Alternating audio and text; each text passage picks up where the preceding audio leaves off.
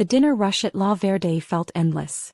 Every table was full, the air thick with perfume, laughter, and the sharp hiss of wine being poured. Plates clattered, glasses rang, and waiters shouted orders that vanished beneath the noise. Elena Moore balanced 3 plates of pasta on one arm and told herself to breathe. Her black shoes pinched, her ponytail was slipping, and her smile hurt from overuse. But rent was due in 4 days and smiles earned tips. At the back of her mind was one thought that had followed her for months. Keep your head down, finish your shift, go home to Mia. Table 6 needs bread, the manager barked. On it, Elena said, though her feet felt like bricks. She moved between tables, weaving through the smell of garlic and wine. A group of businessmen laughed loudly at a joke she didn't hear. One of them winked when she poured his drink. She pretended not to notice. Then the restaurant's glass doors opened with a soft chime, letting in a gust of autumn air, and a voice she knew better than her own heartbeat. Elena. Her body froze. That voice. That smooth, practiced voice that used to whisper "I love you" before it turned to slurred threats. She turned slightly.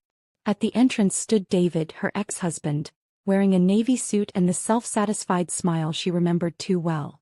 His arm was around a woman who couldn't have been more than 25. He was saying something to the hostess, flashing that same charming grin that had fooled everyone, except her, eventually. Her heart pounded so hard she thought everyone could hear it. Not here. Not tonight. If he saw her in the cheap uniform holding trays like a servant, he'd gloat for months. He'd tell the court, her friends, anyone who'd listen, how far she had fallen since leaving him. Elena glanced toward the kitchen. It was on the opposite side of the room. To get there she'd have to pass right by him. There was no way out except through the crowd. Do something, her mind screamed. Then she saw an empty stool at the bar beside a tall man in a charcoal suit. He had broad shoulders, dark hair neatly combed back, and an air of quiet command that made people shift aside without realizing why. Without thinking, Elena walked straight to him. Her heart beat in her throat. She slid onto the stool and, before she could lose her nerve, reached for his hand. "Please," she whispered. "Just play along. My ex-husband's here." The man's hand was warm, solid. He looked down at where her fingers clutched his, one brow arching slightly. His eyes, storm gray and unreadable, moved from her face to the entrance. Then he smiled, slow and deliberate, and turned his hand over so their fingers linked naturally. "There you are," he said in a smooth, low voice that carried just enough to be heard nearby. "I was starting to think you'd left me waiting all evening." Elena blinked. He had stepped into the act as if it were rehearsed. Sorry," she stammered, matching his tone. "Traffic." He squeezed her fingers lightly. "I'll forgive you this once." Her heart raced, half with fear, half with disbelief. He looked completely at ease, like a man sharing a joke with a lover. From the corner of her eye she saw David glance toward the bar. His gaze slid over her, paused, then moved on. Relief crashed through her so hard she almost sagged. The stranger leaned closer. "Is that him?" She nodded, barely breathing. He shifted his body subtly so he was between her and David's line of sight. His arm brushed her shoulder. The faint scent of expensive cologne replaced the smell of garlic. "What's his name?" he murmured. "David." "And yours?" "Elena." He smiled faintly. "Adrian." "Thank you," she whispered. He studied her for a second, eyes narrowing as if memorizing her face. "You looked like someone drowning," he said quietly. "I couldn't ignore that." Before she could reply, another man approached. The manager, his expression tight. "Miss Moore, table 3 needs." He stopped mid-sentence when Adrian looked up. The manager's tone changed instantly. "Oh, I'm sorry, sir. I didn't realize." "It's fine," Adrian said calmly. "She'll return when we're finished talking." The manager nodded so fast Elena thought his neck might snap. He hurried away without another word. Elena frowned. "He's never polite to anyone." Trin shrugged. "He probably mistook me for someone he shouldn't upset." "You look like that kind of someone," she admitted before she could stop herself. He chuckled. "Is that good or bad?" "I haven't decided yet." They sat in silence for a few seconds. The air between them felt strange, charged but not uncomfortable. When Elena dared to glance back toward the entrance, David and his date were being led to a table across the room. He hadn't recognized her. Relief left her trembling. Adrian noticed. "You're safe now." "I shouldn't have done that," she said quickly. "I just panicked." "Panic can be useful," he replied. "It tells you what you care about protecting." She looked at him curiously. "You sound like someone who's been in dangerous situations before." His lips curved. "You could say that." Before she could ask more, a man with a thin scar along his jaw came up behind them. "Boss, the car's ready." Adrian gave a slight nod. "In a minute, Luca." The word boss made Elena's stomach twist. Luca disappeared as silently as he'd come. "Boss?" she repeated. "Old habit," Adrian said easily. "He works for me." "What do you do?" "I run a few businesses," he said, eyes glinting with amusement. "Nothing you need to worry about tonight." He stood, placing a business card on the bar. "If that man ever bothers you again, call this number." She looked down. Only his name, Adrian Voss, and a phone number were printed in clean black letters. "I can't take this," she protested. "You already did." He smiled slightly. "Good night, Elena." And just like that he was gone, his presence leaving the air oddly emptier. Elena sat frozen, staring at the card. She had come within inches of disaster and somehow walked away under the protection of a man who made her manager tremble. She slipped the card into her pocket before returning to her tables, her hands still shaking. Elena finished her shift long after midnight. The restaurant lights dimmed and silence replaced the earlier chaos. She changed into her worn jeans and sweater, grateful to be out of the uniform. Outside, the city air was cold and smelled faintly of rain. The last bus had already left, but walking home was cheaper than a cab. She hugged her jacket around her and started down the street. Halfway to the corner, a sleek black car pulled up beside her. The tinted window rolled down to reveal the scar-jawed man from earlier, Luca. "Miss Moore," he said politely. "Mr. Voss asked me to drive you home." Elena froze. "That's not necessary. I'm fine. The streets aren't safe this late. I can manage." Luca regarded her with patient eyes. He insisted. A small envelope rested on the seat beside him. "He also said to give you this." She hesitated, then stepped closer and took it. The car idled quietly as she opened the flap. Inside was a folded note and several bills. "For your trouble, AV." Her chest tightened. She'd barely spoken to Adrian, yet he was sending her money? She pushed the envelope back toward Luca. "Tell him thank you, but I can't accept this." "I can't return it," Luca said simply. "He doesn't like refusals." "Well, I don't like being bought." Something flickered in Luca's expression. "Respect, maybe." "He doesn't buy people, Miss Moore. He protects them." That statement lingered in her mind the whole drive home, because despite herself she ended up accepting the ride. The car was warm, the seats soft. Outside, city lights streaked past like falling stars. When they reached her apartment, Luca got out and opened her door with old-fashioned courtesy. "If anyone bothers you again," he said, "call the number." She nodded stiffly. "Good night, Luca." As soon as she entered her apartment she checked on Mia. Her daughter slept peacefully, one tiny hand clutching a stuffed rabbit. The sight always steadied her heart. Elena brushed a kiss across Mia's hair and whispered, "We're okay, baby. We're okay." But as she straightened, movement outside the window caught her eye. A car parked across the street. A familiar one. Her stomach dropped. "David." He sat behind the wheel, cigarette glowing faintly. Watching. Elena's pulse jumped. She grabbed her phone, debating whether to call the police. But what would she say? He wasn't breaking the law by sitting there. Then a figure stepped out of the shadows. Luca again. How had he known? He crossed the street and leaned down to David's window. Whatever he said was quiet, but David's reaction wasn't. He went pale, crushed his cigarette and drove off so fast the tires squealed. Luca glanced up at her window. Their eyes met through the glass. He gave a short nod before walking away. Elena closed the curtains, shaking. The envelope still sat on the table. She opened it again and counted the bills, far more than she earned in a week. She didn't know whether to feel grateful or trapped. She finally hid it inside a cookbook and lay awake beside her daughter, replaying the night over and over. The next morning, sunlight streamed through thin curtains. Mia's laughter filled the small apartment as she played with her rabbit. "Mommy, pancakes," she demanded. Elena smiled wearily. "Pancakes it is." While mixing the batter, she couldn't stop thinking about Adrian Voss. The calm in his voice, the authority that silenced her manager, the way danger seemed to orbit him. When her phone buzzed, she jumped. A message from an unknown number. "Did you get home safely, Av?" Elena stared at the screen for a long time before typing back, "Yes. Thank you." Almost immediately came another text. "Good. He won't bother you again." She read it twice, her fingers trembling slightly. He could only mean David. What had Luca told him? What kind of man had she taken help from? But then Mia tugged at her sleeve, giggling. "Mommy, look. Bunny's eating pancake." Elena laughed despite herself. Bunny has good taste. She decided not to reply to the last message.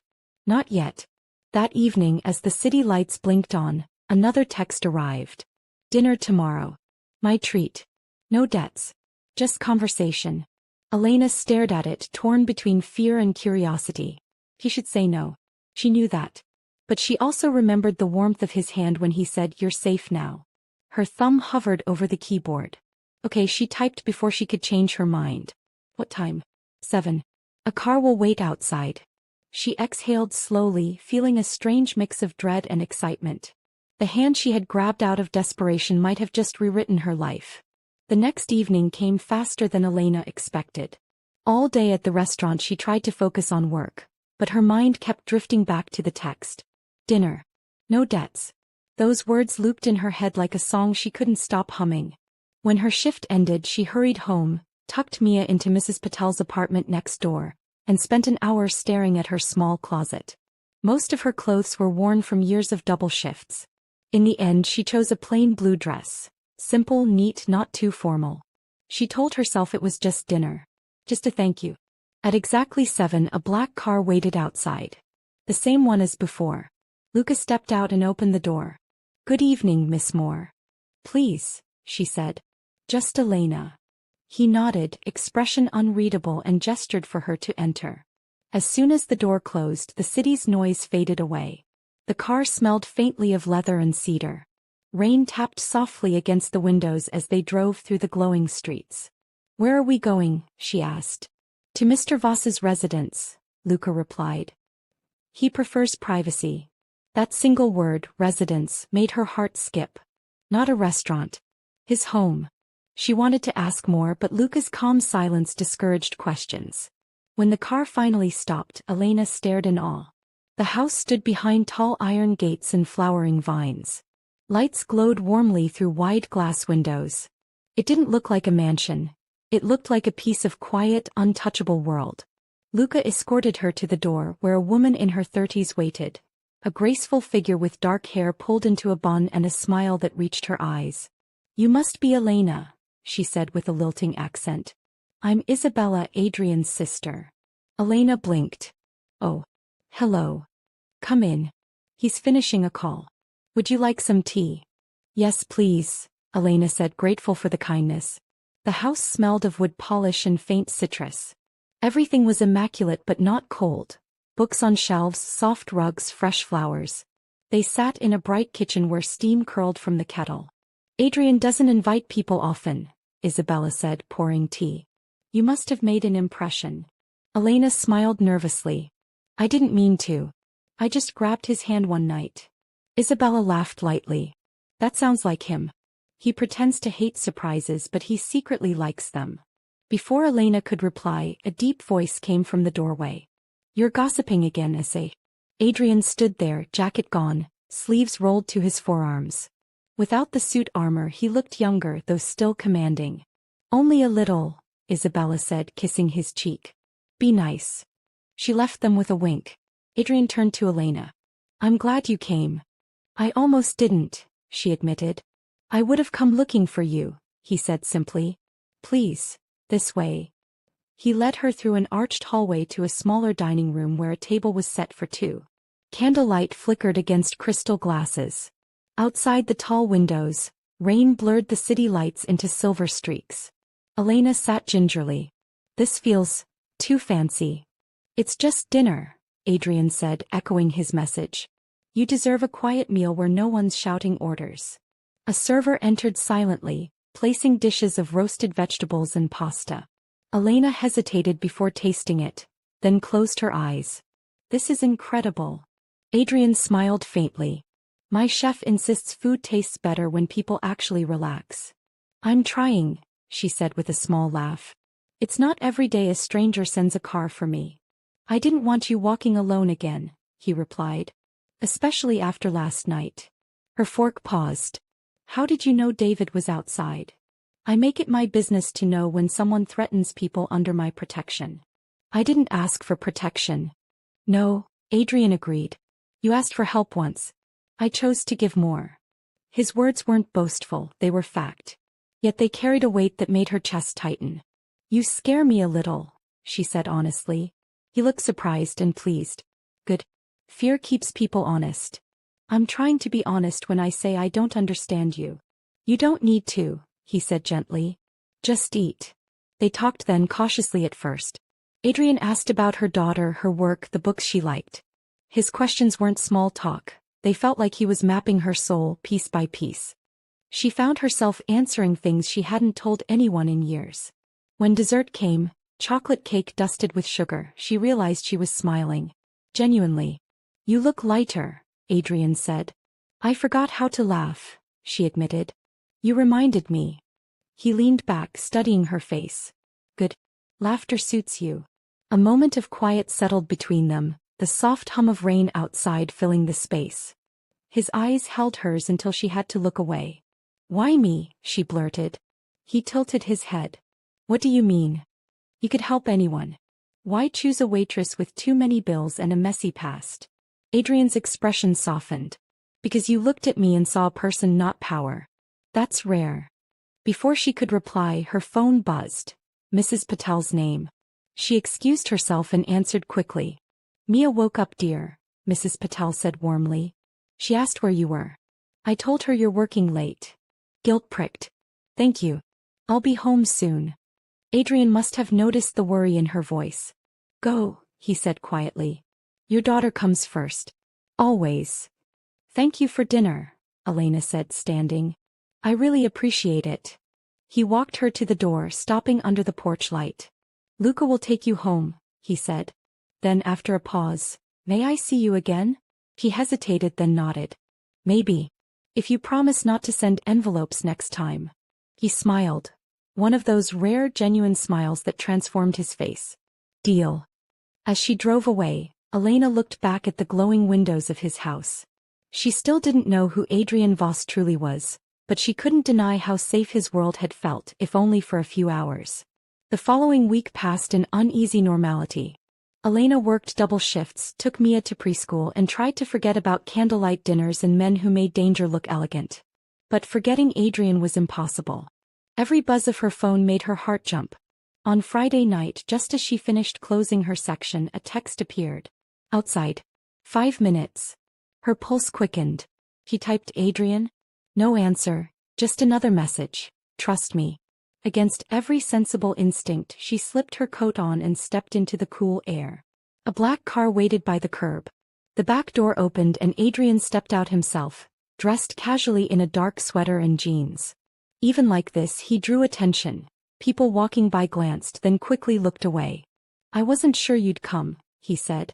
I wasn't sure either, she replied. I wanted to show you something. Before she could ask, he opened the passenger door. It'll only take an hour. Mia's safe. She's with Mrs. Patel. Why? You'll see. The city rolled past them in silence, lights flashing across his calm profile. They turned off the main road into older streets, eventually stopping before a small cafe with boarded windows. Wait here, Adrian said, stepping out. She watched him approach a man leaning by the door. The man straightened instantly. They spoke briefly. The man nodded, handed Adrian a small envelope, then hurried away. When Adrian returned, she couldn't hide her curiosity. Was that business? He met her gaze. That was closure. Closure. He opened the envelope. Inside was a simple document. A property deed. This building will become a shelter for women who need to disappear for a while. I thought you might know what that's like. Elena's throat tightened. You're turning an abandoned cafe into a safe house? He nodded. People like your ex rely on fear. Sometimes fear needs a counterweight. She stared at him. You really are impossible to understand. He smiled slightly. Then let me try another way. They walked through the quiet streets, the smell of rain in the air. You said you wanted normal, Adrian said. So, tell me what normal means for you. She thought for a moment. A home I can afford. A school where Mia feels safe. A night of sleep without worrying if someone's outside. That's all. That's everything. He stopped under a streetlight. Then maybe I can help you build it. She looked up at him. Why do you keep offering help? He considered. Because once someone helped me when I didn't deserve it. Maybe this is how I repay the world. There was honesty in his tone that disarmed her. She found herself stepping closer. You really don't have to fix my life, Adrian. I'm not trying to fix it, he said softly. I just don't want to watch you struggle alone. Their eyes met, and for a heartbeat the noise of the city vanished. The air between them felt charged again, just like that first night. A sudden shout broke the spell. From across the street, two men stumbled from a bar, loud, drunk, arguing. One of them tossed a bottle that smashed near the curb. The sound made Elena flinch. Adrian's arm moved instantly, pulling her close, shielding her. It's fine, he murmured, voice calm but firm.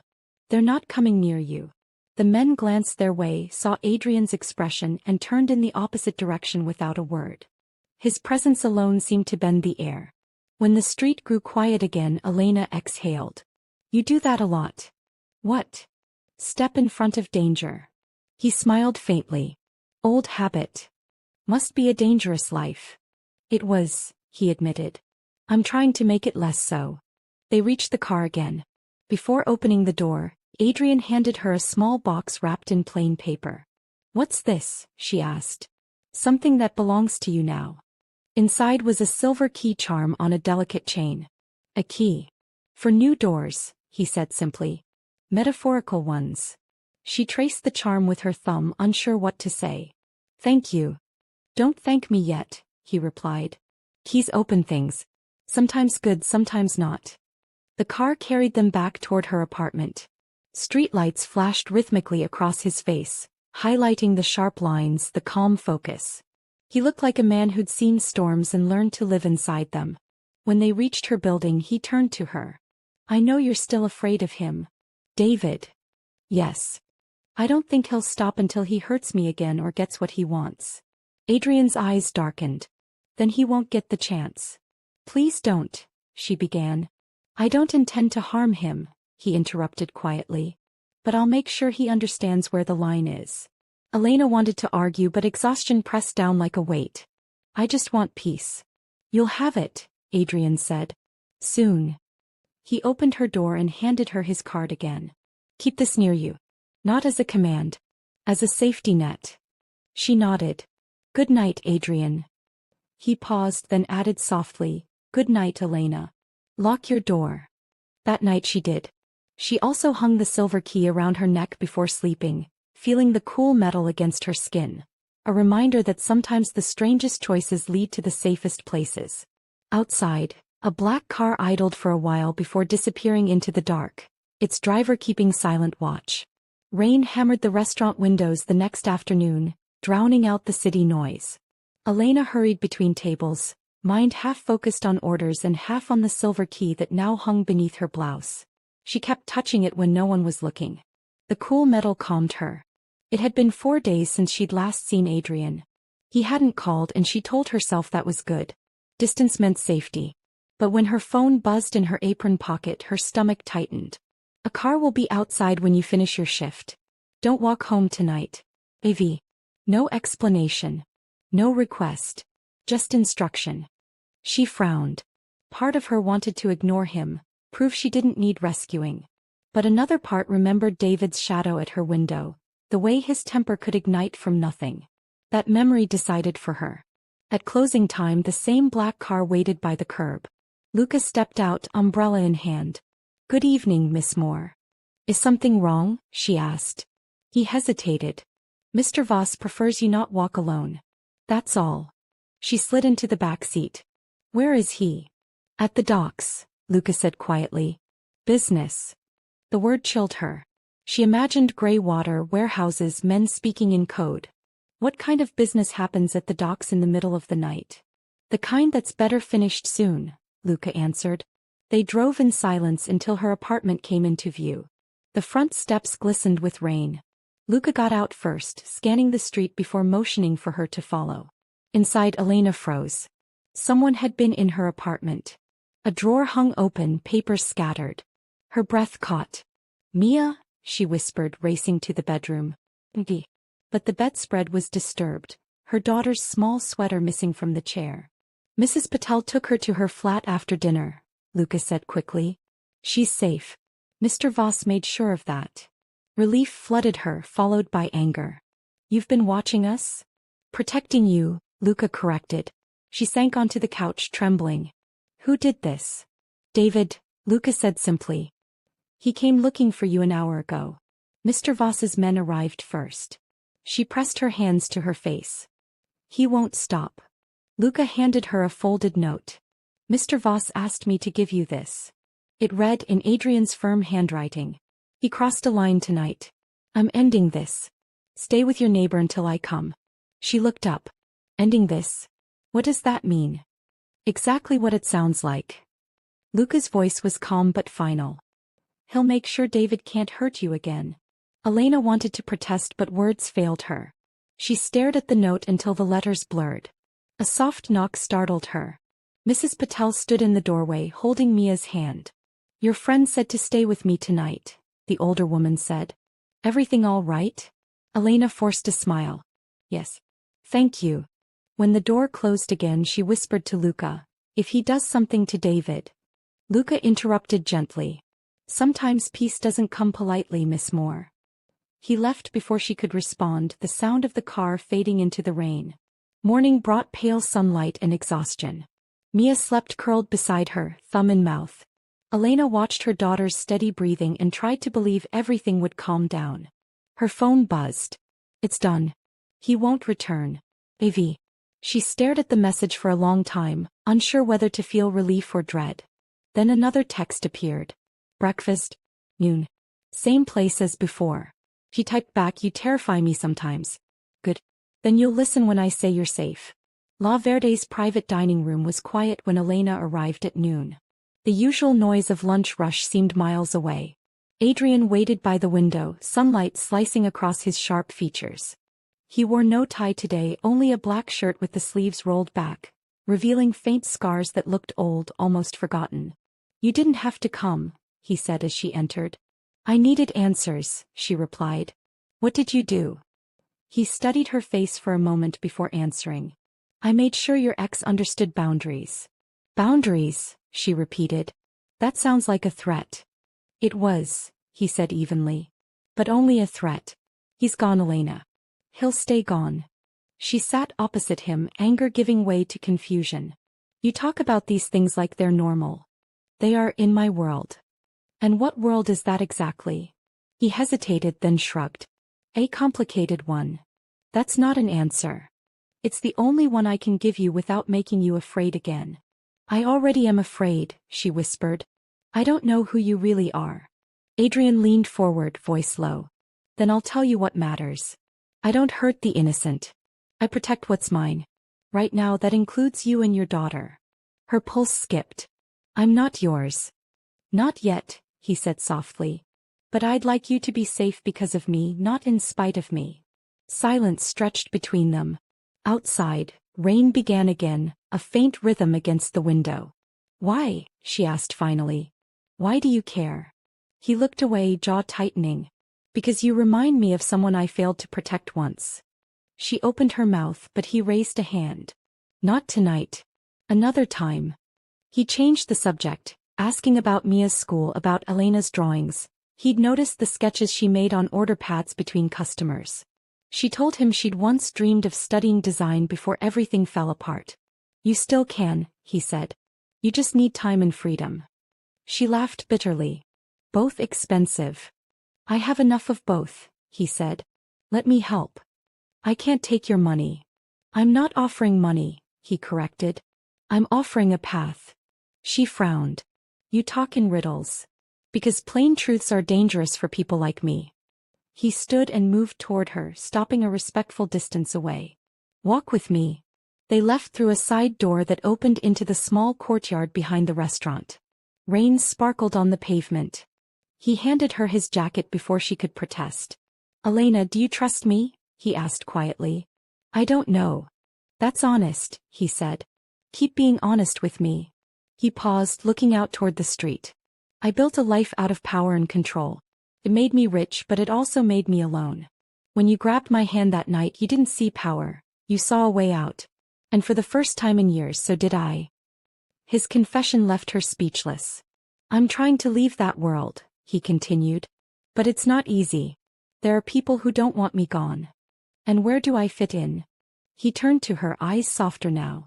You remind me what normal feels like. You and Mia. She swallowed hard. That's a lot to put on a stranger. You're not a stranger anymore. They stood quietly as the rain eased into mist. He reached out, brushed a strand of hair from her face, then seemed to think better of it and stepped back. I want to show you something, he said. Another secret property? He smiled faintly. Something smaller. He reached into his pocket and pulled out a folded card. Her own drawing, the little sketch she'd left on a napkin weeks ago. Mia holding a balloon. You kept this? She asked, startled. It reminded me why I'm doing this, he said. To make space in my life for things that matter.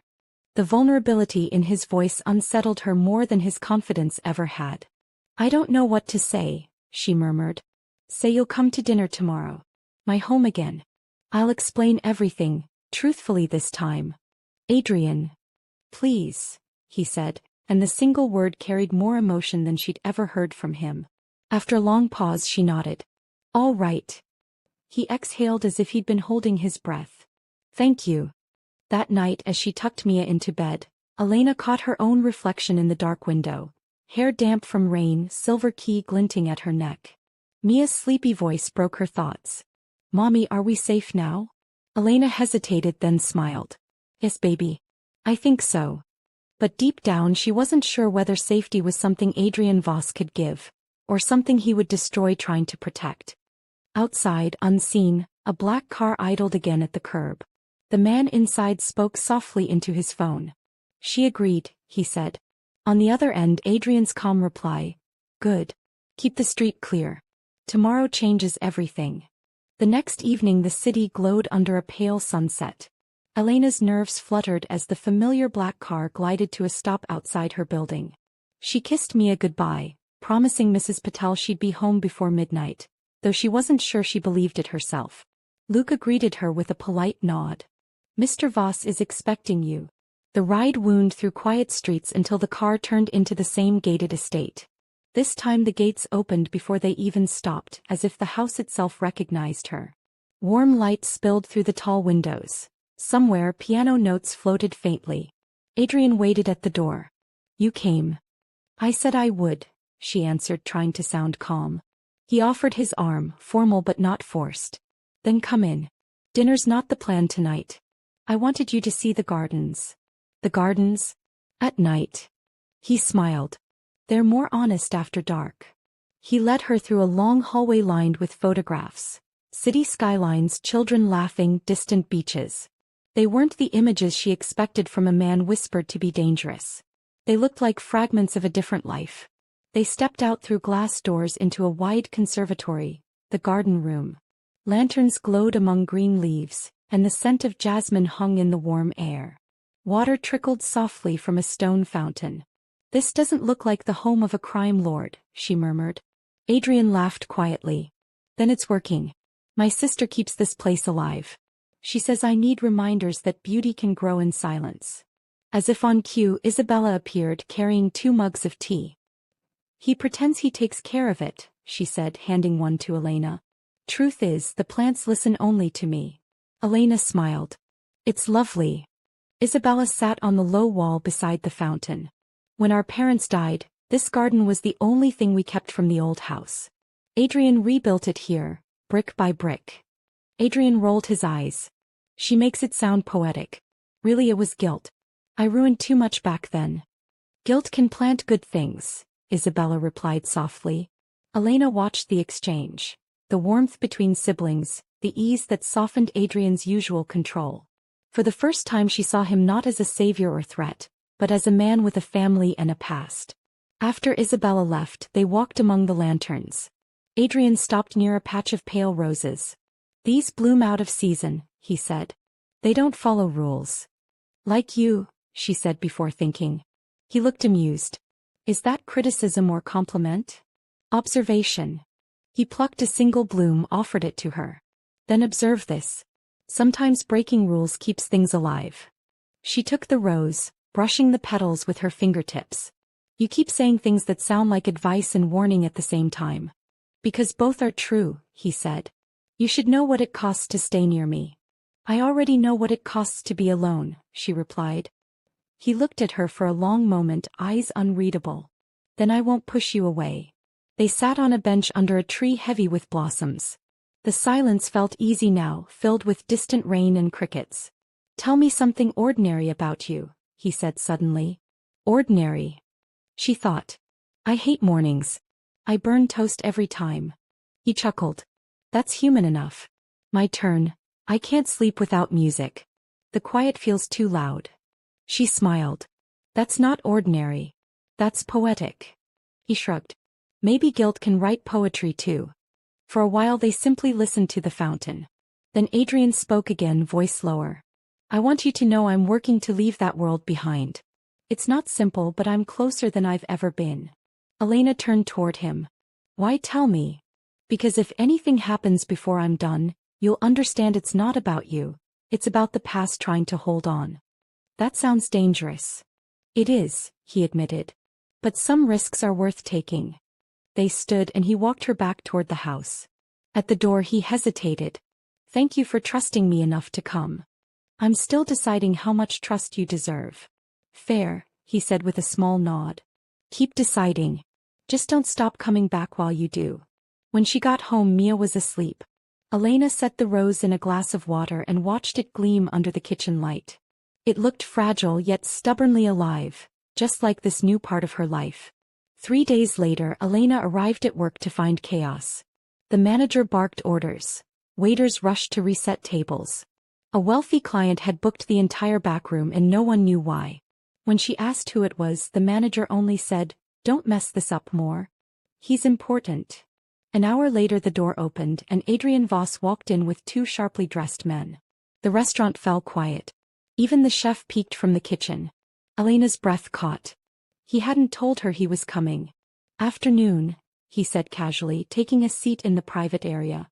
His eyes flicked toward her, a ghost of a smile. "Table service by Ms. Moore, please." Her manager nodded so fast it looked painful. "Of course, Mr. Voss." She approached, notebook in hand, trying to ignore every gaze following her. "Didn't expect you here. I wanted to see how you handle pressure," he said, tone teasing but eyes serious. "Then order quickly so I can survive it." He laughed softly, ordered lunch for 3. His companions, both older men with watchful expressions, barely spoke.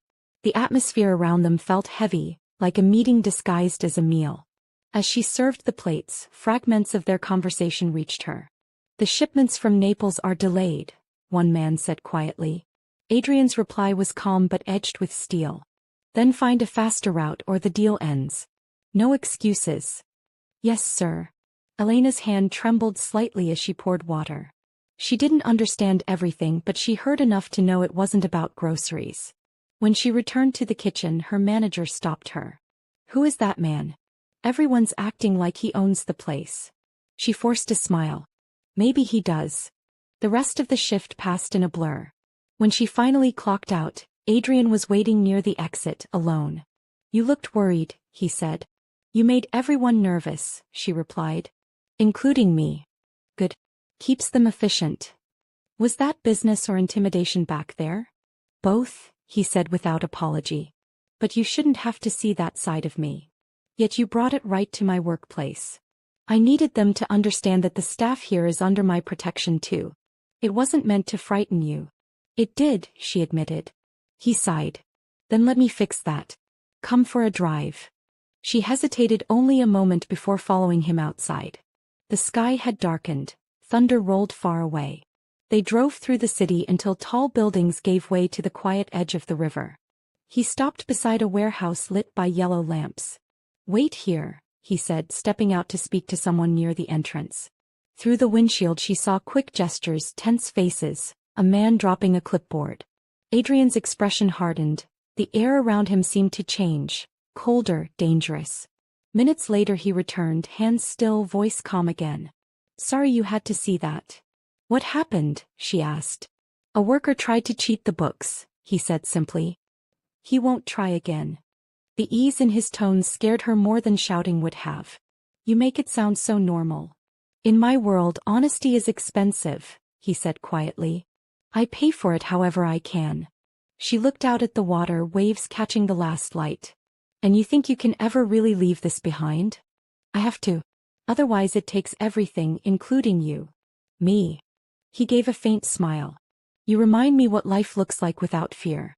That's why they can't know about you." "Not yet." Before she could respond, lightning flashed across the river and thunder followed close. Rain began suddenly, drumming against the roof. He started the car but didn't drive. "I need to show you something," he said over the rain. He reached into the glove box and handed her a folder. Inside were photos of men she didn't know, documents stamped with foreign names. "These are people I used to work with. Some want me gone. Others want me back. If they find out about you or your daughter..." Her stomach twisted. "Then what?" "They'll use you to reach me. That's why I'm telling you now. If anything strange happens, if anyone follows you, you call me first. Not the police." She stared at him. "You sound like you expect war." "I expect consequences," he said. "But I won't let them touch you." Rain blurred the windows until the world outside disappeared. For a long moment they sat in that small cocoon of sound. Elena finally said, "You hide behind power, but sometimes it looks like power hides behind you." He turned to her, eyes shadowed but sincere. "Maybe. But I want you to see both sides before you decide whether to stay near me." "I haven't decided anything," she whispered. "I know," he said. "That's what keeps me trying." When he dropped her off, the rain had stopped. Streetlights shimmered on wet pavement. She stepped out, clutching the folder he'd forgotten to take back. "Adrian," she called. He lowered the window. "Yes. You said not to call the police. But who protects you?" He smiled faintly. "You do when you believe I can change." Then he was gone, the taillights fading into the wet dark. Inside her apartment, Elena locked the door, placed the folder under a drawer, and sat on the edge of the bed listening to the quiet. The rose from his garden had started to wilt, but it still held its color. She touched the petals gently. Maybe she thought that was what hope looked like, beautiful, fragile, and refusing to die even when it shouldn't. The next morning started too early. Sunlight crept through Elena's curtains, touching the folder still lying on the nightstand. She hadn't opened it again since last night, but its presence was like a shadow waiting to speak. Mia padded into the room in her pajamas, dragging her stuffed rabbit. "Mommy, are you tired?" "A little." "You work too much," Mia said solemnly, climbing onto the bed. "You should rest." Elena smiled faintly. "You sound like a grown-up." "I'm 5, Mia said with pride. "Almost 6.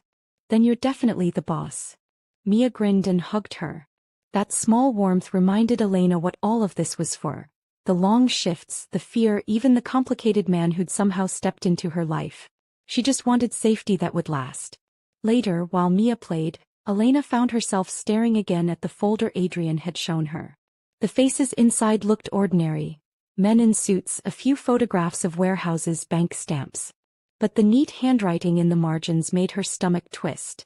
Notes like, "Owes 200K, watch loyalty," and "confirmed contact in Naples," told her exactly what kind of business Adrian had been involved in. And he wanted to leave all that behind. She traced one photograph. Adrian shaking hands with another man, both smiling like politicians. The caption read Voss and Rinaldi, port contract. She didn't know who Rinaldi was, but the name felt heavy. When her phone buzzed, she jumped. "You're quiet today, AV." She typed back, trying to understand what kind of storm I walked into. "A storm that's almost over. I promise." She sighed. "You keep saying that. Because one day you'll believe me." That evening the restaurant was slow. Rain whispered against the windows. Elena wiped down tables, grateful for the calm. Then the door opened and two men entered, neither of them customers she recognized. They scanned the room before approaching her. "Miss Moore?" one asked. His accent was faintly Italian. "Yes. We're friends of Mr. Voss. He asked us to give you this." He handed her a small package wrapped in brown paper. "What is it?" "Instructions," the man said simply. "Read them when you're home." Before she could reply, they left as quietly as they'd come. Her manager gave her a wary look. "You know those guys?" "Just delivery," she lied. At home with Mia asleep, Elena unwrapped the package. Inside was a small black phone and a note. "Keep this hidden. If I call from a blocked number, answer only on this phone. If I don't contact you in 3 days, go to the address inside the back cover. Trust Luca." Her heart pounded. She flipped the phone over. There was a small white card taped to the back with an address scrawled in neat black ink. Whatever Adrian was planning, it wasn't small. The next day passed like walking on a tightrope. Elena kept checking her phone, half expecting a message that never came. Luca didn't appear. By the 3rd day, her nerves were frayed. She decided to walk Mia home from school to clear her head. The air was crisp, the sidewalks wet with last night's rain. Mia skipped ahead, humming a song from class. When they turned the corner toward their building, a car slowed beside them, a dark sedan she didn't recognize. The window rolled down halfway. A man inside smiled too politely. "Mrs. Moore." Elena's pulse jumped. "Who's asking?" "Mr. Rinaldi wants to speak with you. It's about Mr. Voss." She grabbed Mia's hand. "I don't know who that is. Leave us alone." The car didn't move. The man's smile faded. "You should really listen, ma'am. It's important." Elena stepped backward, pulling Mia close. "We're leaving." Before the man could reply, another car screeched to a stop behind them. Luca jumped out, gun visible under his jacket but never drawn. "Get back in your car," he said coldly. The man hesitated, then drove off without another word. Luca turned to Elena, expression hard. "You need to come with me. Now." "What's happening?" "Adrian's fine, but Rinaldi's men are looking for leverage." "Your leverage?" Mia clung to Elena's leg, frightened. Luca crouched down, softening his tone. "Hey, princess. How about an adventure? We'll get ice cream after, I promise." Mia sniffled. "Okay." They hurried into Luca's car.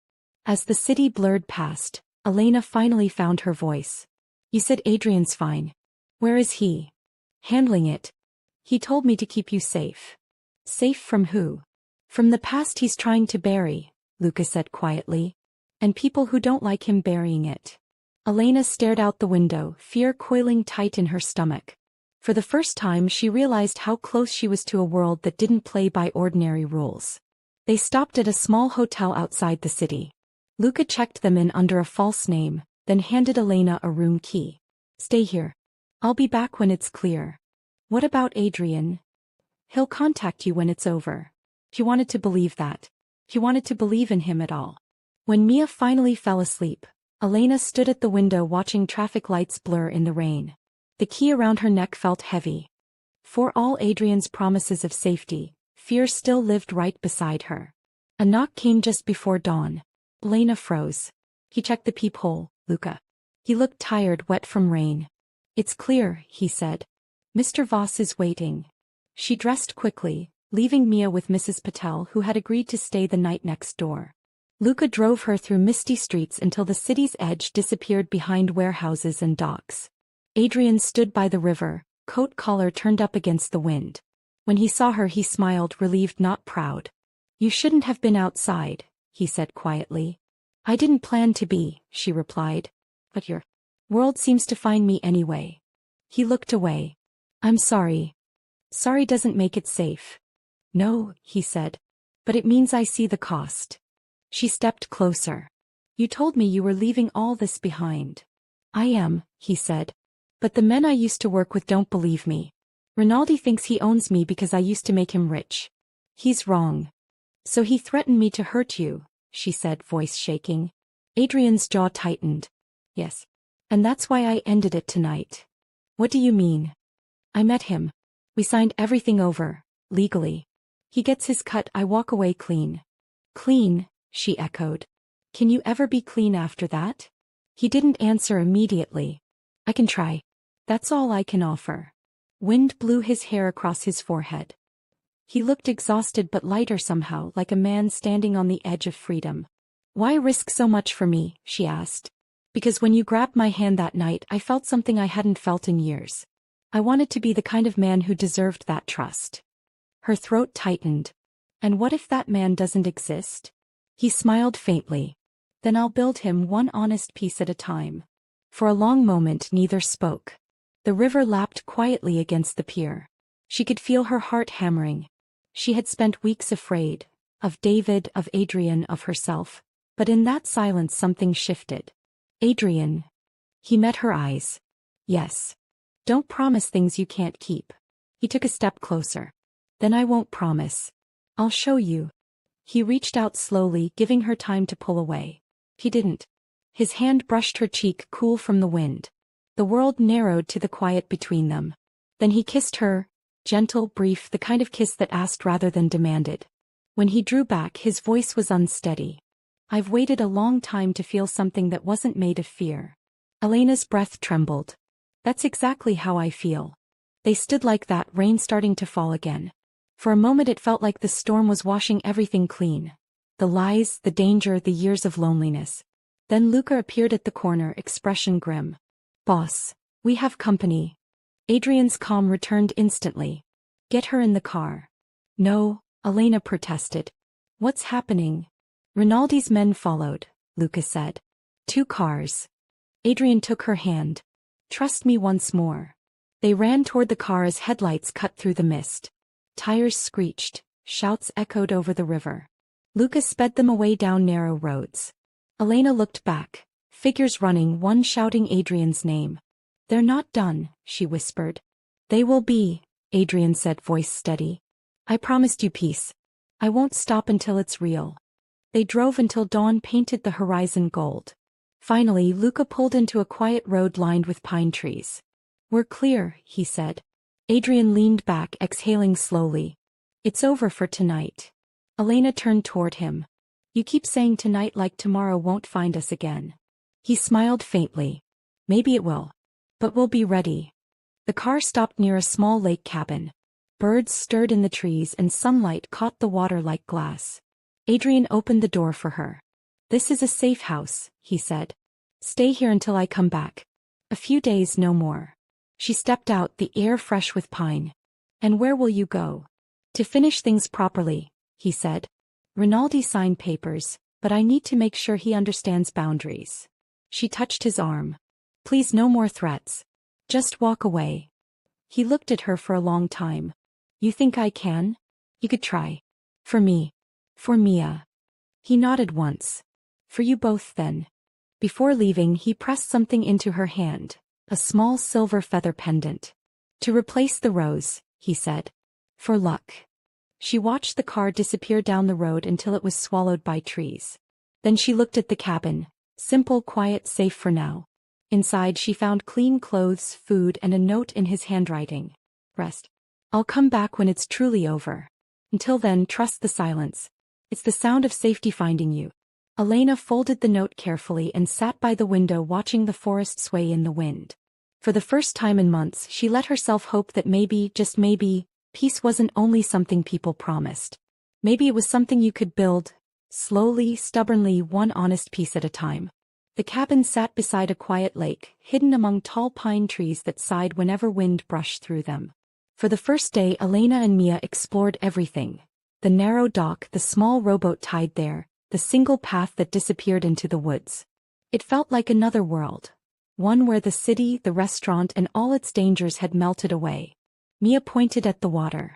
Mommy, can we feed the fish? Elena smiled. If we find some bread. Inside the cabin she found shelves neatly stacked with supplies. Canned food, blankets, children's books, even crayons. Adrian had thought of everything. He always did. And yet the silence still carried his absence like an echo. At night, after Mia fell asleep, Elena sat on the porch watching the moon rise over the lake. She turned the small silver feather pendant in her fingers. For luck, he'd said. She wondered if he was safe. Her phone, the plain black one he had given her, lay on the table beside her. No messages, no calls. She told herself that was good news. But fear and patience were difficult companions. 2 days passed before the phone buzzed. She grabbed it so fast her heart hurt. Step outside. Evie. The sound of a car reached her a moment later. She opened the door and saw Adrian walking up the path, dressed in a dark coat, hair still damp from rain. He looked tired but his eyes were clear. "You found us," she said, relief softening her voice. "I never lost you," he answered. Mia burst out of the cabin shouting, "Adrian!" and ran straight into his arms. He laughed quietly and lifted her easily. "I missed this little hurricane." "Mommy said you were busy," Mia said. "She's right," he replied. "But I'm not busy now." Elena watched the way he spoke to her daughter, with a gentleness that seemed impossible for a man who commanded silence with a glance. After Mia went back inside to color, Elena joined him on the porch. "You look like someone who hasn't slept," she said. "I haven't," he admitted. "It's finished though. Rinaldi signed final papers yesterday. His men stand down, my name is out. We can disappear for a while until the noise dies." "We? I meant you and Mia," he said, then added, "if you still want my help." She studied his face. "You always make it sound like a transaction." He smiled faintly. "Old habits. And are you really free now?" "As free as someone like me can be," he said. "I gave up everything that kept me powerful. That makes me dangerous in new ways, but at least the danger points at me now, not you." For the first time since she had met him, he seemed uncertain, like a man standing at the edge of a life he didn't know how to start. "Adrian," she said softly, "you don't have to keep proving you're not a monster." "I'm not proving," he said. "I'm trying to become." He took a small box from his coat and opened it. Inside lay a sapphire ring, simple and beautiful, not flashy. "It's not a proposal," he said quickly. "It's a promise. I can't offer peace forever, but I can promise to keep walking toward it with you." She touched the ring, speechless. "You always speak like everything is a mission." "Maybe it is," he said. "Every promise needs direction." "Then we'll start with small ones," she replied, sliding the ring onto her finger. "Dinner, laughter, bedtime stories. That's our direction." Adrian's smile was quiet but real. "That sounds like freedom to me." They spent the evening cooking together. Pasta because it was the only thing both adults could manage without disaster. Mia drew pictures at the table. The three of them beside a lake under a sun that took up half the page. When the dishes were done and the fire burned low, Adrian told stories about the countries he had visited before all the darkness began. Mia's eyelids drooped. Elena carried her to bed, tucking the drawing under her pillow. When Elena returned to the porch, Adrian stood looking over the lake. "It's strange," he said. "The quiet hurts at first. Then it feels like medicine." She stood beside him. "Maybe that's what healing sounds like." He looked at her, eyes thoughtful. "If I ever disappear again, use the number on the back of that phone. It leads to a man who owes me his life. He'll find you faster than anyone else." "Why would you disappear?" He didn't answer immediately. "Because peace doesn't last if people think I have something they want. I'm making sure they know I don't." She touched his arm. "And if they come anyway? Then they'll learn that I'm not easy to chase." She wanted to ask what that meant, but he smiled faintly, stopping her words. "Let's just enjoy the quiet tonight." They stood side by side until the first hints of dawn painted the water. For the first time, Elena believed maybe he was right. Maybe peace could be built, not just borrowed. The peace lasted exactly 3 days.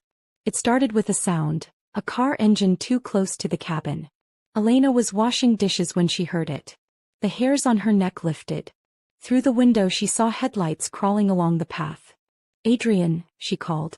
He was outside chopping wood for the stove. He dropped the axe immediately. "Get inside.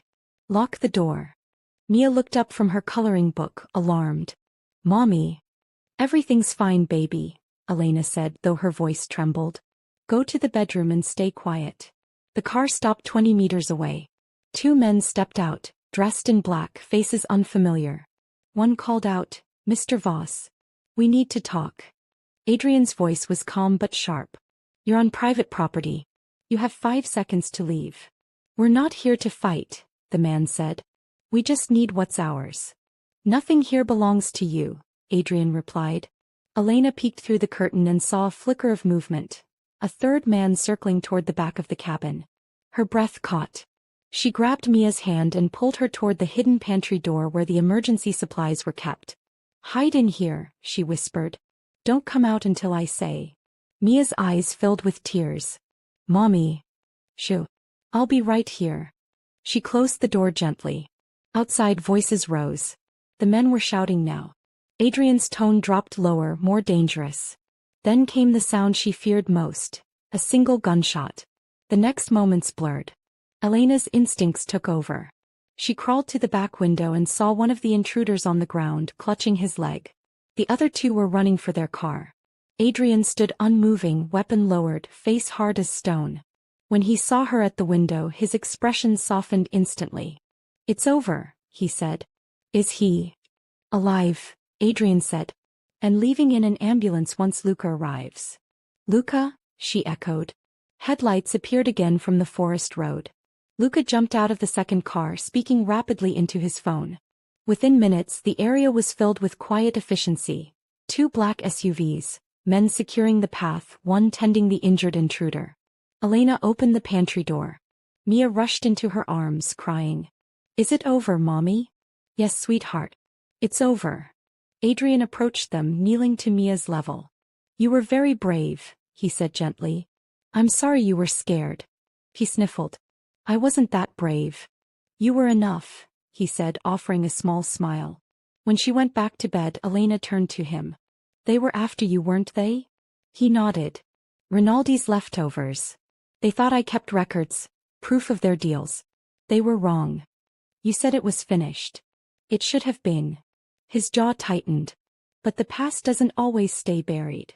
What happens now?" "I'll move them out of the picture," he said. "Legally this time. I'll hand over what evidence I have to the right people. Then there'll be no reason left for anyone to chase me." "You mean the police?" He gave a dry laugh. "Something like that." She stepped closer. "You could run forever or you could stop and live. What will you choose?" Adrian looked at her as if seeing the answer written on her face. "I want to stop," he said quietly. "With you. But I need one last move to make sure you and Mia can live freely." "Promise me you'll come back," she said. He hesitated, then took her hand and kissed the silver feather at her throat. "I promise." Outside, thunder rolled across the sky, the real storm arriving at last. The rain began as they packed the car. Adrian told Luca to take Elena and Mia back to the city. "Get them somewhere safe," he ordered. "No detours." Elena grabbed his sleeve. "You're not coming?" "I have to end it properly," he said. "Once I know no one's left to threaten us, I'll find you." "You always say that," she whispered. "And I always keep my word." He smiled briefly, kissed her forehead and turned away. Lightning flashed, outlining his figure against the storm-dark sky. Then he was gone, swallowed by rain and trees. The drive back felt endless. Mia slept in the back seat, exhausted. Elena sat silently, staring out at the drenched road. Luca finally spoke. "He's doing the right thing," he said. "Once he finishes this, he'll vanish for good. No more enemies, no more fear." "And if he doesn't make it back?" she asked quietly. Luca's hands tightened on the wheel. "Then he'll have died keeping a promise. And that's how he'd want it." Elena looked down at the ring on her finger, the promise of peace, and whispered a silent prayer into the storm. Hours later, when they reached the city, Luca parked in front of a modest apartment building she didn't recognize. "Mr. Voss arranged this place for you," he said. "New lease, new name, everything legal. You'll be safe here until he returns." Elena nodded numbly. "Thank you." Luca handed her a sealed envelope. "If anything happens to me or to him, open this." She took it but didn't ask what was inside. Some answers could wait. When Mia was settled in bed that night, Elena stood at the window watching the rain ease into mist. She thought of Adrian walking alone through that storm, cutting ties with a world that would rather kill than let him go. The clock ticked softly. Every hour felt like a heartbeat waiting for news. By morning the rain had stopped. The city shimmered under weak sunlight. Her phone vibrated once. "It's done. Look at the sky. Evie." She ran to the balcony. Over the skyline, the clouds were breaking apart, streaks of gold spilling through. She didn't see him, but somehow the message was enough. Mia tugged her sleeve. "Mommy, the sun came back." Elena smiled, holding her daughter close. "Yes, baby. It did." She slipped the silver feather pendant into her palm and whispered, "Come back soon." The new apartment was smaller than Elena's old one, but sunlight filled the rooms every morning. The walls smelled faintly of fresh paint. The furniture was simple, functional, and obviously new. Everything had been arranged by Adrian. Even the books on the shelf looked like they had been chosen for her. Novels, sketch pads, and a box of crayons for Mia. For a week she tried to build a normal rhythm. School runs, groceries, dinner. At night, when Mia slept, she sat on the balcony staring at the city lights. Every sound from the street made her turn, half expecting a car to stop, a shadow to move, a familiar figure to appear. But Adrian didn't come.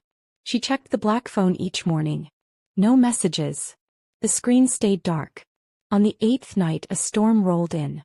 Rain clattered against the glass as she tucked Mia into bed. "Mommy," Mia whispered, "is Adrian still fighting the bad guys?" Elena smoothed her hair. "He's just finishing some work, sweetheart. He'll be back soon." Mia nodded sleepily. "Tell him I drew him another picture." "I will," Elena promised. When Mia was asleep, she went to the kitchen for tea. The lights flickered. A knock sounded at the door, soft, deliberate. She froze, heart hammering. "Elena," came a familiar voice. "It's me." She rushed to open the door. Adrian stood there, soaked from the rain, eyes tired but steady. "Adrian," she breathed. "You're alive," he said quietly. "Can I come in?" She pulled him inside and shut the door. He smelled of rain and cold air. For a moment neither of them spoke. Then she reached out and touched his sleeve. "You said you'd come back. I almost stopped believing you. I almost didn't make it," he said. "But it's done now. Completely done." He glanced toward the bedroom. "Is she asleep?" "Yes. She still talks about you every day." He smiled faintly. "She's stronger than both of us." They moved to the kitchen table. He rubbed his hands together, trying to chase the chill from his fingers. "I didn't want to bring trouble here, so I came the long way. Luca's watching the street." Elena poured him tea. "Do you want to tell me what happened?" "I will," he said. "But you need to know it's finished before you hear the details. Rinaldi is gone, arrested. His men too. I gave everything to a contact in law enforcement. Names, records, bank trails. They took it from there." "You turned them in?" "Yes," he said. "And in return I got immunity for what I confessed. It wasn't easy, but it's legal. It's clean." Elena tried to take it all in. "So you're free." "As free as the truth allows." She studied him. "And what does that make you now?" He smiled without humor. "A man who owes a second life to a woman who once pretended to know him." Rain beat against the windows again. He looked older somehow, lines etched around his eyes that hadn't been there before. "Where will you go?" she asked. "I was hoping to stay," he said. "At least for a little while." "Here." He nodded. "If you'll let me." Elena hesitated, then nodded. "You already built this place for us.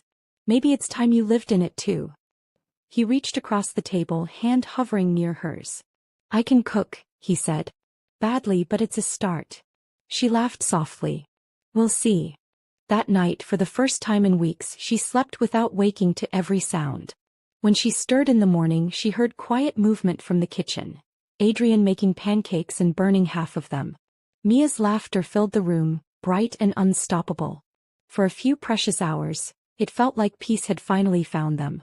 Later that week, Elena found Adrian sitting on the balcony after Mia had gone to bed. The city glowed beneath them. The hum of traffic rose like distant surf. He was holding a glass of water, staring at nothing. "You're too quiet," she said, stepping outside. "Thinking," he replied. "It's dangerous." She sat beside him. "What are you thinking about?" He turned the glass slowly in his hands. "About what I owe you. About how much of my past you don't know." "I know enough," she said. "You know the outline," he corrected. "Not the weight." She waited. He took a breath. "When I was 23, I worked for a shipping company. My father owed money to people who owned half the docks. To pay it off, I joined them, moved crates, ran errands. I told myself it was just work. But soon I was moving things that never should have crossed borders. The money was easy. The loyalty was poison. He paused. One night a job went wrong. Someone talked. The police raided a warehouse and a friend of mine, almost a brother, didn't make it out. I kept climbing higher after that, convincing myself it was for control, for order. But it was guilt, Elena. Every decision since then has been me trying to rewrite that night. Elena listened quietly. The wind lifted her hair, she didn't move to tuck it back. And Rinaldi? She asked. He was the one who owned the docks back then. I thought if I surpassed him I could protect others from becoming like me. Instead I became him. He looked at her. When you grabbed my hand in that restaurant I was meeting an informant about a smuggling line.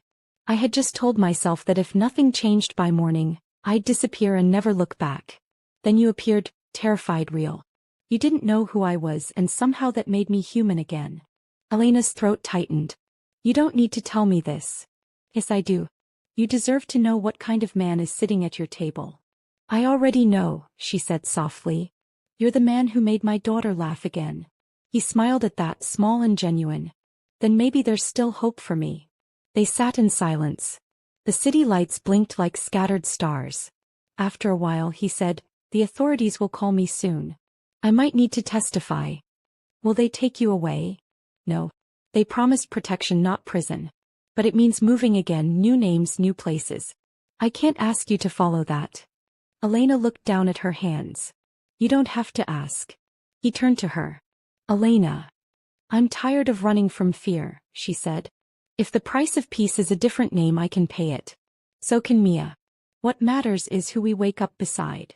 For a long moment Adrian said nothing. Then he reached for her hand and kissed the back of it lightly. You make it sound simple. It is simple, she said. Not easy, but simple. He laughed quietly, the first real laughter she'd heard from him since the night at the cabin. Below them, thunder murmured on the horizon, a reminder that storms always waited somewhere. But for now the air was cool, the city calm. Come inside, she said. Before you start brooding again.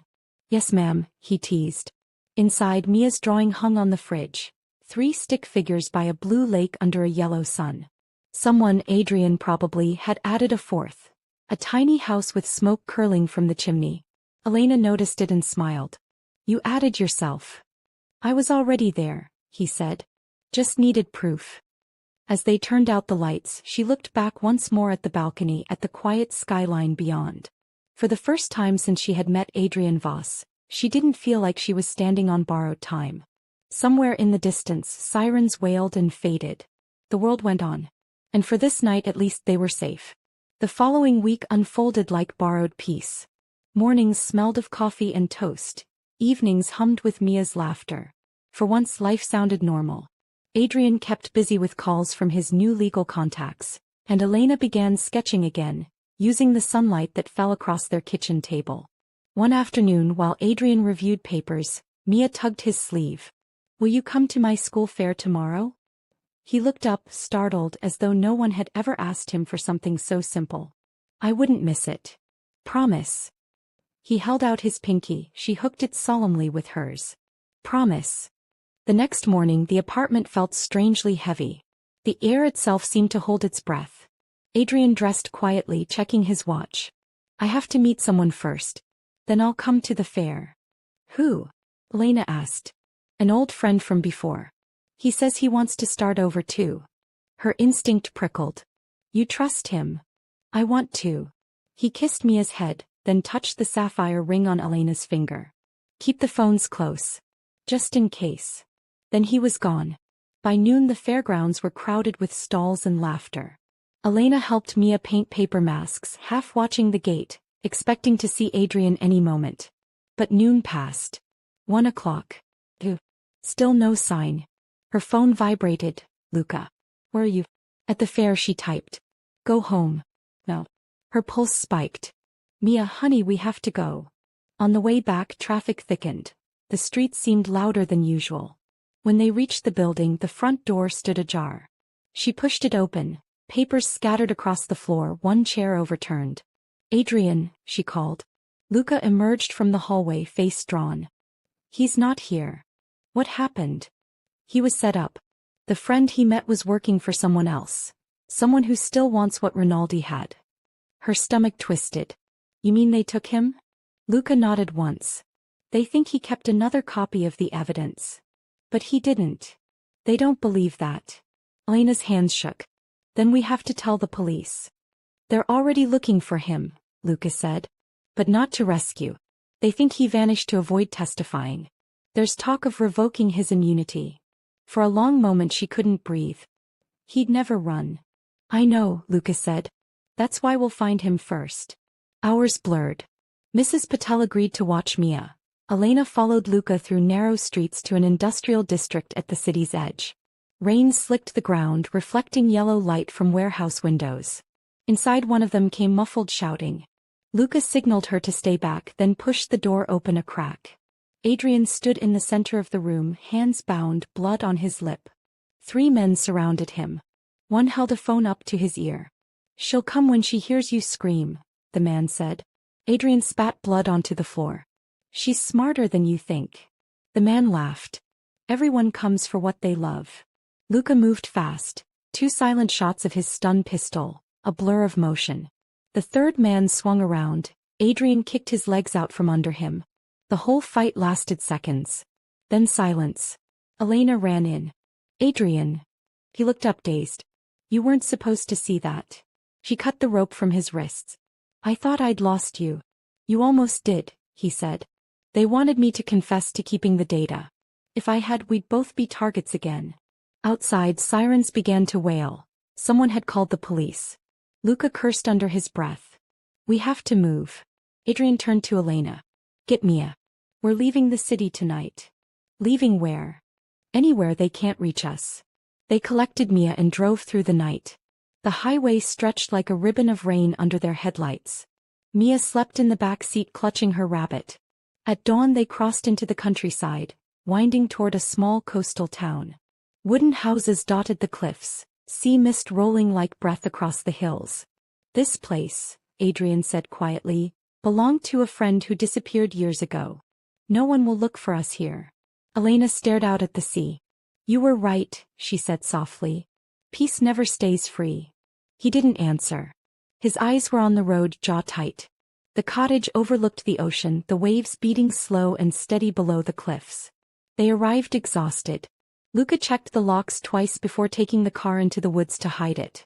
Inside, Elena lit a fire while Adrian cleaned the cuts on his wrists. The silence between them held 100 unspoken things. Finally she said, Tell me the truth. Are we running again or are we surviving? Both, he replied. Until I can clear my name. You already did. Not enough. Someone inside the system still wants me gone. They're feeding information to the people who took me. Elena sat opposite him, flames reflecting in her eyes. Then what's left? He hesitated. One final file. Evidence I kept as leverage. It's hidden here in this town. If I give it to the right person, they'll stop hunting us. If the wrong people find it first. He didn't finish. Outside, wind howled against the shutters. The fire popped. Sparks drifted upward. She whispered, Then let's finish it. Morning broke gray and cold. Adrian left to meet his contact in the harbor cafe. Elena and Mia stayed in the cottage trying to pretend it was a holiday. They collected shells along the path until clouds thickened again. Back inside, Elena noticed something strange. The window latch near the back door was broken. She was sure she'd locked it. A chill ran through her. She checked on Mia, still coloring at the table, then reached for the phone. Before she could dial, a figure appeared in the doorway. Don't scream, the man said. It was one of the kidnappers from the warehouse, his arm bandaged. I only want what he hid. Elena's voice was steady though her hands trembled. There's nothing here for you. He stepped closer. Then you won't mind if I look. Mia whimpered. Elena moved between them. You'll have to go through me first. The man raised his hand, but the sound of a car outside made him freeze. Adrian burst through the door, gun drawn. Step away from them. The intruder hesitated, eyes flicking toward the window. You can't stop all of us. Try me, Adrian said. The man lunged. A struggle erupted. The gun went off, one deafening crack. Smoke filled the small room. When the ringing in her ears faded, Elena saw the man lying still on the floor. Adrian stood over him, breathing hard. A red mark streaked across his own shoulder where the bullet had grazed. He dropped the gun. "Are you hurt?" She shook her head, pulling Mia close. "No. But you are." "It's nothing," he said, already unsteady. "Sit down." She pressed a cloth to his shoulder. Blood bloomed through it instantly. "You call this nothing?" He managed a strained smile. "I've had worse." "Not while a 5-year-old watches," she snapped, then softened. "Sorry." He laughed weakly. "You sound like Isabella. She was right about the plants. You both need someone to keep you alive." The tension broke. He let her finish bandaging him. When the bleeding slowed, he caught her hand. "You should take me and go. There's a ferry that leaves at midnight. Luca will meet you there. And you?" "I'll hand the file to the authorities myself. It's the only way this ends." Elena shook her head. "We stay together." That was the promise. Promises change when lives depend on it. She stood, angry tears in her eyes. "Every time we find peace you run toward fire. When do you stop?" "When it stops chasing us," he said quietly. That night the storm returned, sweeping in from the sea. Waves crashed against the cliffs. Wind rattled the shutters. Elena packed a small bag while Mia slept on the couch. Adrian came in from outside, soaked, eyes blazing with determination. "It's over," he said. "I delivered the file. The prosecutor has everything." "Then we can leave?" "Yes, but not yet. Someone followed me from the harbor. We'll wait until dawn." Lightning flashed. For a moment their faces glowed pale in the storm light. Elena crossed the room and touched his cheek. "You keep trading danger for hope," she said. "One day it might finally balance." He caught her hand, pressing it to his heart. "Maybe tonight." Outside, an explosion shattered the air. The back wall shook. Smoke poured through the window. Fire roared to life where the car had been. The pursuers had found them. Adrian pulled Elena toward the hallway. "Take Mia through the cellar door. There's a path to the beach." "What about you?" "I'll hold them off until you're clear." "No." He turned, kissed her forehead once. "Go.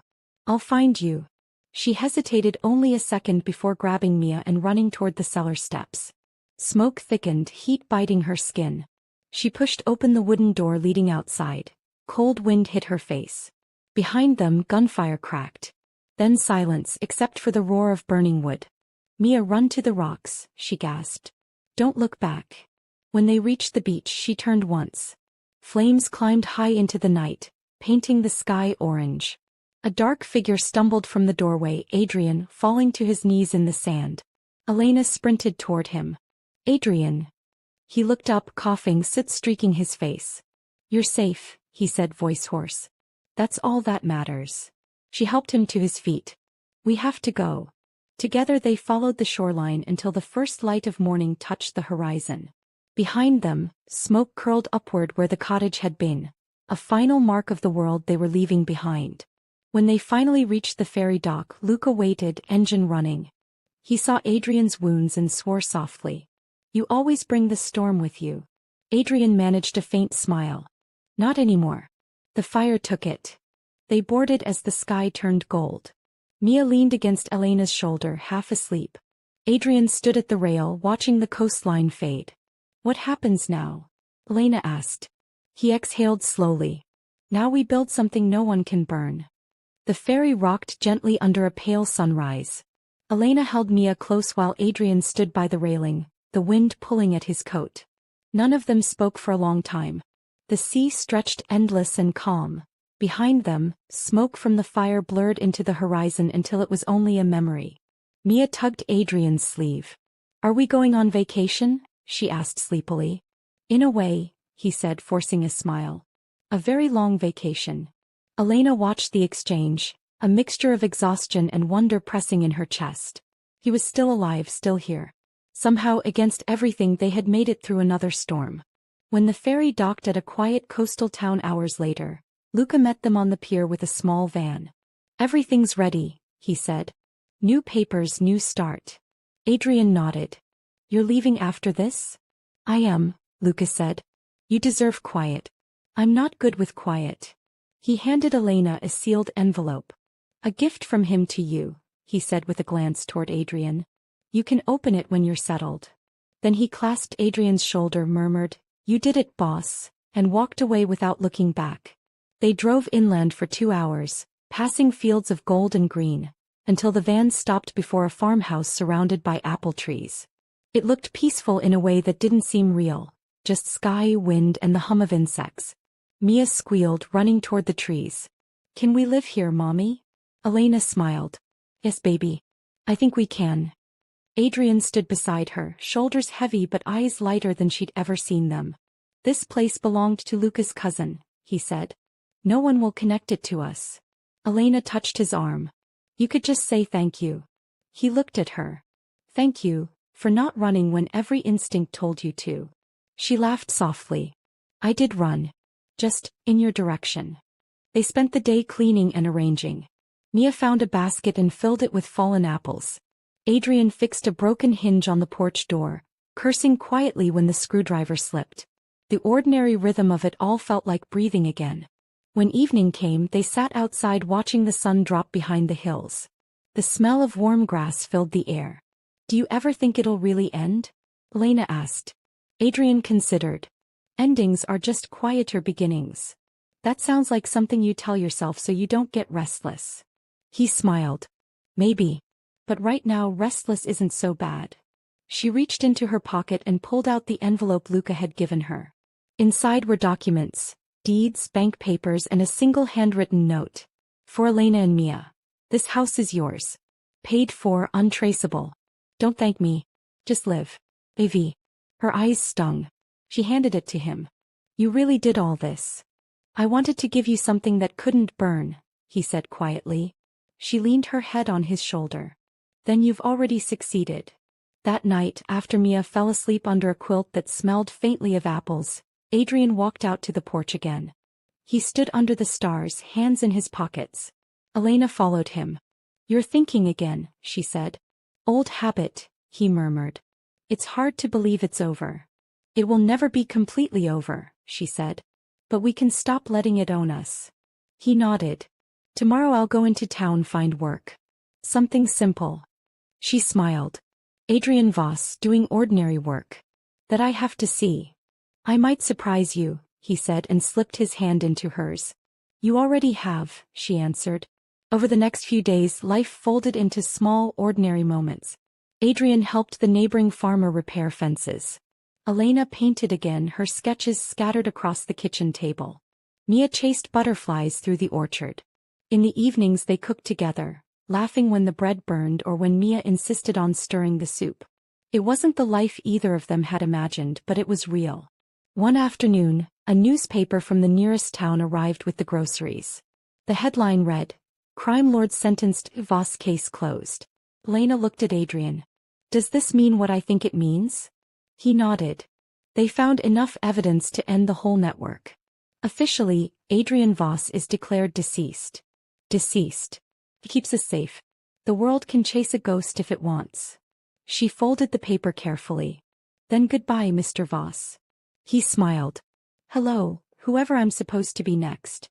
2 months later the town fair returned. Small, friendly, nothing like the chaos of the city.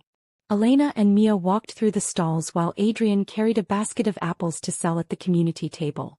The townsfolk had accepted him as Andrew Vale, a quiet man who fixed things and spoke little.